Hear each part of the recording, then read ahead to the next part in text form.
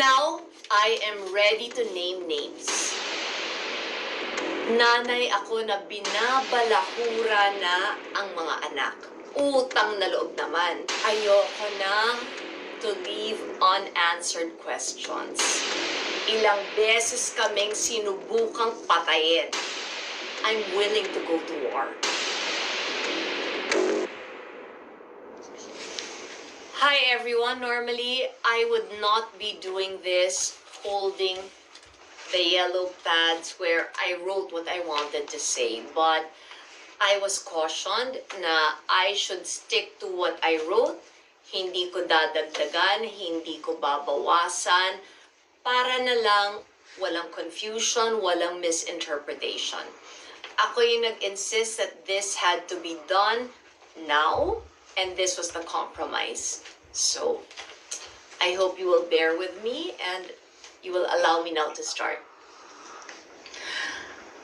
Naghintay po ako, nag-isip ako, because I now know by speaking or posting when I am angry or hurting, posibleng sirain ko ba ang sarili ko?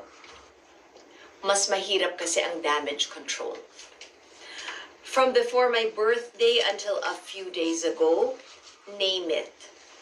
Professional misunderstandings, they hurt me. A messed up 7-year romantic entanglement again started making me question my worth. But ang pinakamahirap was to control myself. My family was always expected to take the high road. My siblings, kayang-kaya nila yon. But as I have admitted to all of you, ako yung ibang Aquino. Plus, I'm a solo parent. Nanay ako na binabalahura na ang mga anak. Sinubukan ko to shut up para wag na tong humaba. But shutting up caused me even more stress. Stress happens to be the #1 enemy of autoimmune. In just 1 week, OA sa pagka-malicious ang pag-target sa panganay at sa bunso ko.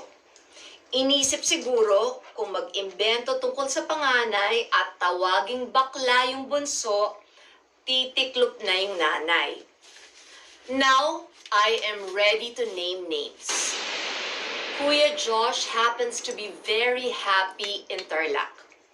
He is not there para mag-establish ako ng presence in the same province where my father and my brother started their public service journeys. Pero kahit walang pangalan, walang picture, walang detalye, naglabas ng video sa YouTube na merong nabuntis si Kuya Josh. Now, my bunso, si Bib, bullying a 13-year-old dahil sa tingin ninyo or tingin nila na bakla siya. Utang na loob naman. This is 2021. We are living in 2021. Bib is tall, he is good-looking, he's well-educated, he is intelligent. First honor siya, di ba? He is articulate, respectful. Hindi siya palamura. And he happens to be very mature. 13 years old lang siya. Nakakahiyamang aminin. Pero siya ang gumagawa ng lahat ng paraan para lang gumaan yung mga problema ko at para mapaligaya niya ako. Since I said I will be naming names, we recently discussed Herbert. Para no questions, Herbert Bautista. Because the two of us tried to reconnect. But as a mom, I knew I needed Bim's permission. To quote my son, nung pinag-uusapan namin, sinabi niya, I can see, Mama, how you still look at him. You do not look at others the way you look at him. If he is your happiness, then he has my vote. Unfortunately, because elections are next year, dahil ginamit ko yung vote, that word vote, it can be misinterpreted again. HB's plans, his political plans, whatever plans he has, they are his own. Para further na maklarify, binenta na po namin ang bahay namin in Green Meadows in Quezon City this December 2020. We are just waiting to sign the lease contract. Lease, meaning magre-rent kami ng condo in a different city. Shifting to Tarlac to vote was the ideal because I didn't want to be impulsive with a major purchase. I wanted the time to decide kung bibili ba ng condo, magtatayo ba kami ng property in the south because we do have one in the south, or will we create a small compound in Tarlac? For my health, we were actually ready. Nag-down payment na ng malaki to lease this villa in Boracay. But yung last blood panel ko, it was not good. Hindi ako pinayagan ng mga doktor ko to go far away. I needed to stay near them. Ayoko na to leave unanswered questions. There was a part of me that wanted to keep things private, but unfortunately, I don't have that luxury. You kept asking me what happened to Bingkay. So this is the story. February 2020, bago mag-lockdown, nagtampo ako kay Bingkay.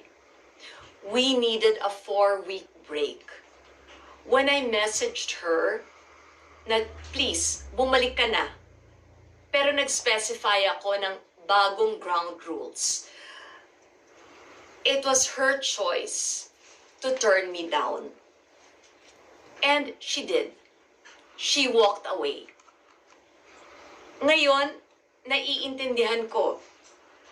Kahit very generous ako, gusto rin naman niyang mag-asawa, magka-family, and siguro matanggalan ng 24/7 na responsibility of taking care of me. But there's absolutely no bad blood. After my time thinking, luminaw, I was being tested.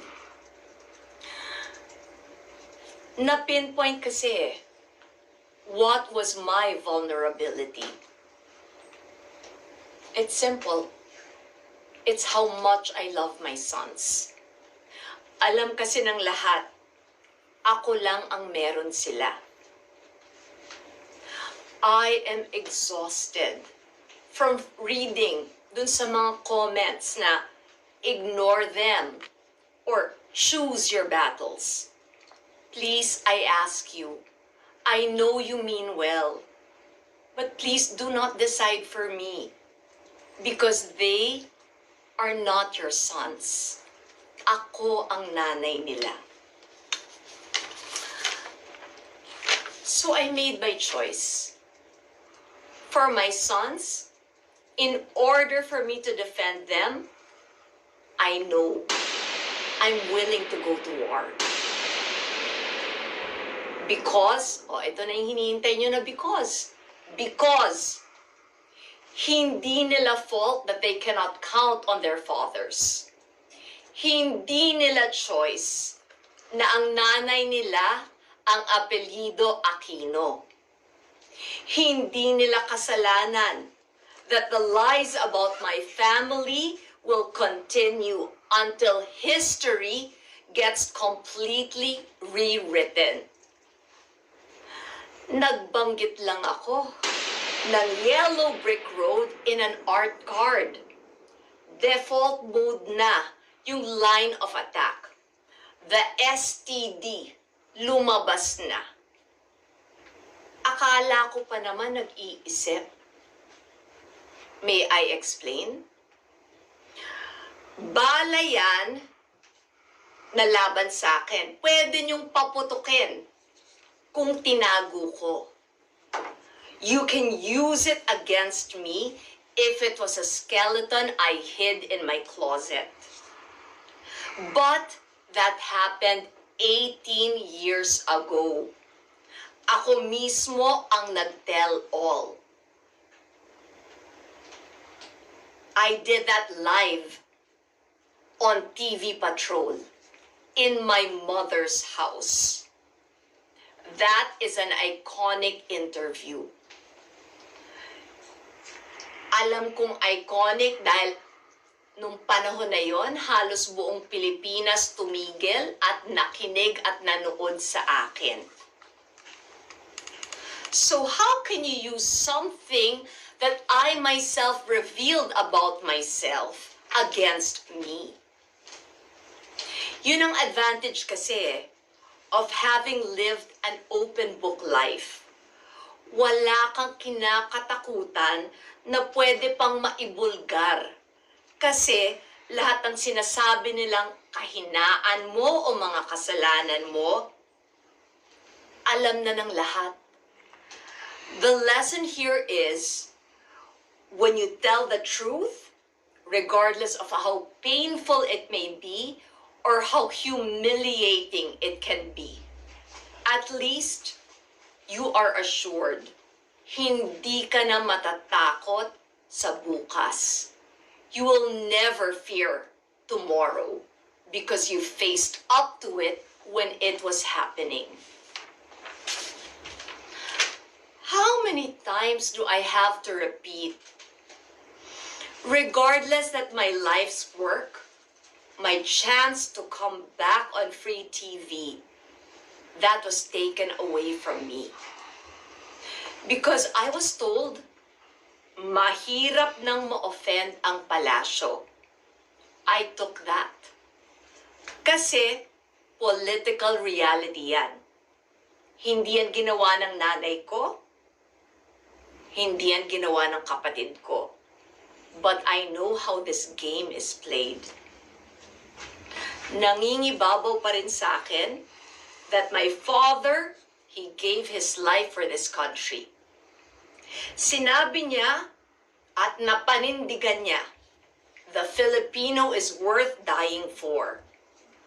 I was a year old when he was jailed. Panahon to ng martial law. I was 12 when he was assassinated in the airport that is now carrying his name.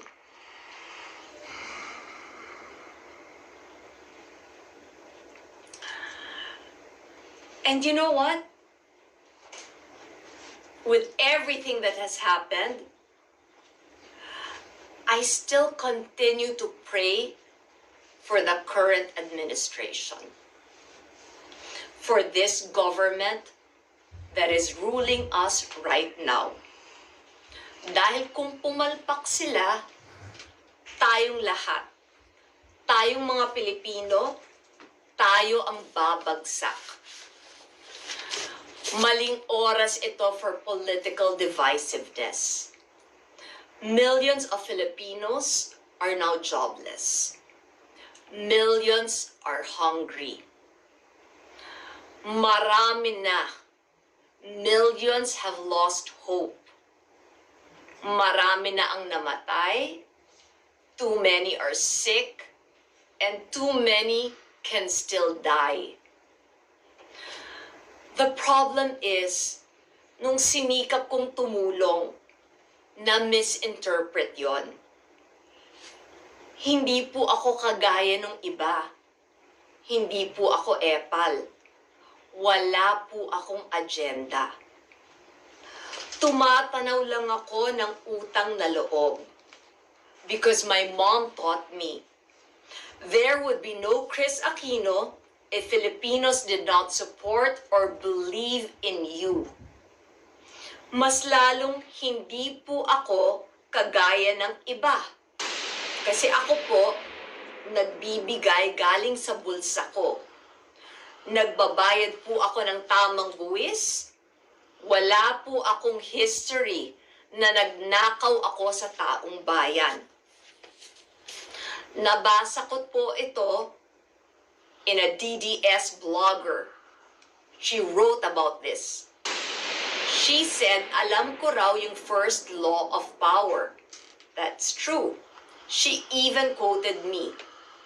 Kung Duterte ang tatakbo, ibibigay ko na po sa kanila yon kasi wala kaming malalim na ugat, sugat, at hindi sila ang kaaway namin.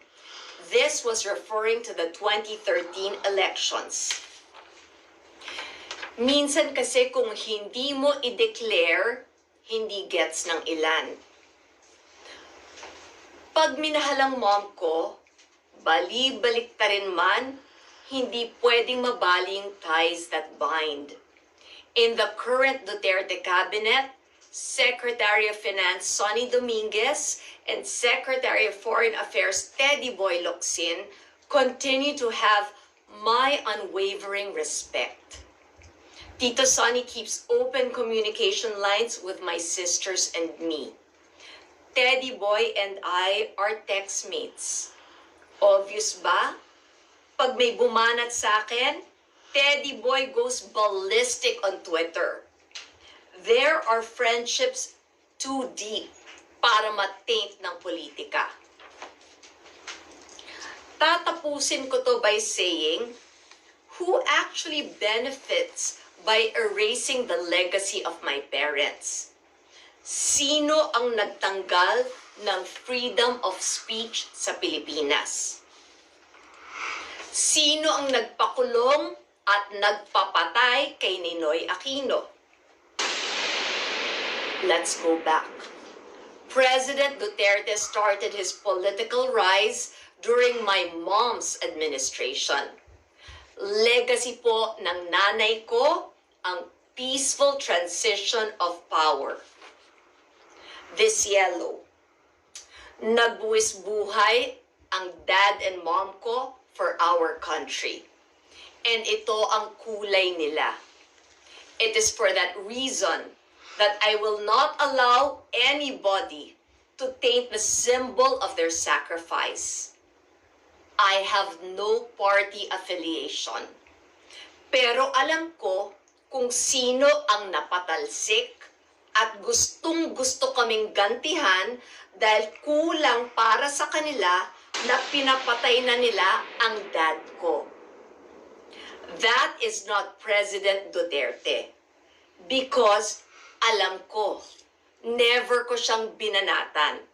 So para po sa mga DDS, wala tayong reason na maging magkaaway. I am who I am as a mother because apart from our 3 years in Boston, I only had one parent. She was my role model. 14 ako nung lumaban siya sa diktador. Hindi ko po maalala kung 7, 8, or 9 times yung coup attempts. Pinatay po ang dad ko. Ilang beses kaming sinubukang patayin. Pero ito po ang diferensya. Never kaming umalis. Hindi naduwag ang nanay ko. I will never forget this. Sumabog yung kotse sa labas ng bedroom ko. Ang lakas na po ng barilan sa labas. Tumakbo po, papasok sa kwarto ko, na walang bulletproof glass ang mom ko at si Noy. Kinaladkad nila ako from my bed pababa. Bago inisip ng nanay ko ang sarili niya, inuna niya to secure me. There are so many other instances. Even when she was already told she had just a few months to live, she fought. Sinabi niya, My children are not prepared. They lost their dad na hindi sila handa. I will not allow. Hindi ko hahayaan for them to go through that all over again. Kung meron man kaming tinago sa inyo, tinago namin all the procedures that she underwent para lang mabigyan niya kami. Nung nakita niya what we needed most, what her children needed, we needed time. We needed more time with her. Kaya ngayon, kaya ko bang ipahiya ang sarili ko dun sa pinakaunang nagmahal sa akin? Yung nag-alaga, yung nagsakripisyo, yung nagpatawad, at yung nagparamdam sa akin kung ano talaga ang unconditional love. You can say it so often, but action speaks so much louder than mere words. I will emphasize, I'm not here to attack, but you leave me no choice but to defend. Alam ko naman hindi nyo ko tatantanan. Kaya habang may freedom of speech pa, magtiisan na lang tayo. You can and you will attack me. But, karapatan ko ipaglaban ang dignidad at pagkatao nung mga mahalaga sa akin. Clarify natin yan, Who are the people who matter to me? Very obvious. My 2 sons. The memory of my parents. My siblings. And because I cannot predict tomorrow, baka dumating pa yung taong mamahalin ako ng tapat and publicly, mutually, aaminin namin sa inyo na may relasyon kami. Kasi nakita ko yun sa mom ko. When you truly love, hindi ka lang magtitiis. Para sa mahal mo, wala ka talagang ititira sa sarili mo. Ilalaban mo hanggang sa huling hininga mo.